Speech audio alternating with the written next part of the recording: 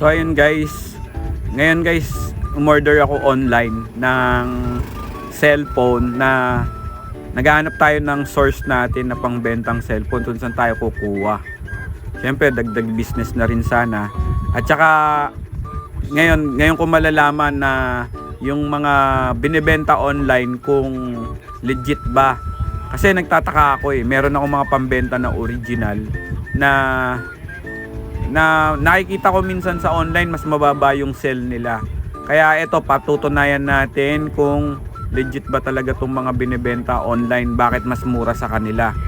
Kasi itong mga ganitong phone nasa 10,000, 12,000 pataas. Nakuha lang natin napakababang price, nakalagay original daw. Kaya ito guys, ayan yung laman niya. Ayan, 256GB ROM, 24GB na RAM.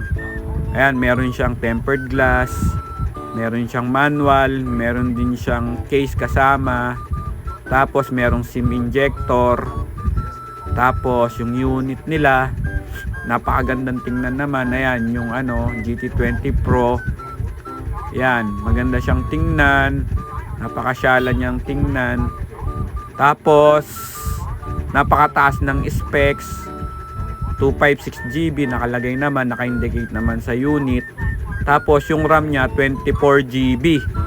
Ayan, napakataas. Sabi ko, sulit na kung ganito talaga yung specs niya, ganito talaga yung ibibigay niya. Pwede na. Biruin mo, alagang 10K makukuha mo siya ng kulang-kulang 4K. Tapos 1 year warranty pa. Ayan. Tapos ayan, ang ganda ng OS niya. Ayan. Kaya check natin kung legit. Tapos napansin ko guys, ayan, meron siyang kasamang cord at saka headset. Pero napansin ko guys, yung original kasi nito, wala siyang kasamang headset. Tapos ang napansin ko lang dito, yung camera okay naman, pero hindi siya ganun kalinaw. Pero ang napansin ko lang dito sa unit na to, hindi umiilaw yung likod. Tapos pagka nagbabrowse ako guys, is parang hindi siya smooth. Ayan, parang smooth naman siyang tingnan sa camera, pero pagka halimbawa magbabrowse tayo sa internet, ayan, sobrang bagal niya. Parang yung specs niya is, sa performance niya is hindi yun ang binibigay.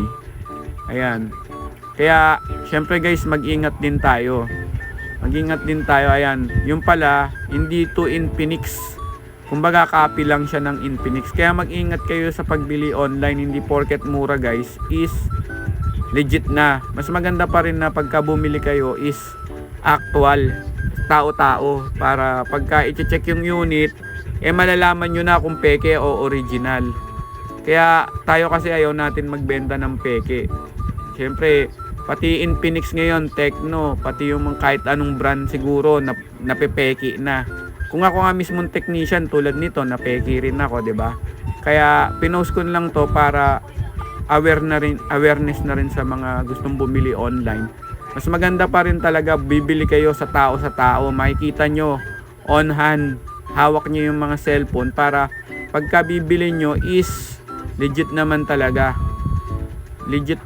Etong mga ganito guys, online din natin nakikita. Iba yung pagka nasa picture, original yung pinapakita pag sinisell nila, pero pagka nabili mo na, iba na yung darating. Kumbaga parang clone na lang talaga, as in clone na lang. Ayan siya guys, mukha naman siyang mabilis, pero dinownloadan namin ng games, eto yung nangyari. Ayan, halos hindi siya naglo-load. Yan, tapos nagkukusang exit yan, hindi ko na na-video kasi sabi ko sa panganay ko, nak, subukan mo nga sa mga hard games. Yan. Bali sa hard games, ayan, puro ganyan lang siya. Hindi na siya, halos di na siya makaloading, tapos biglang mag-e-exit.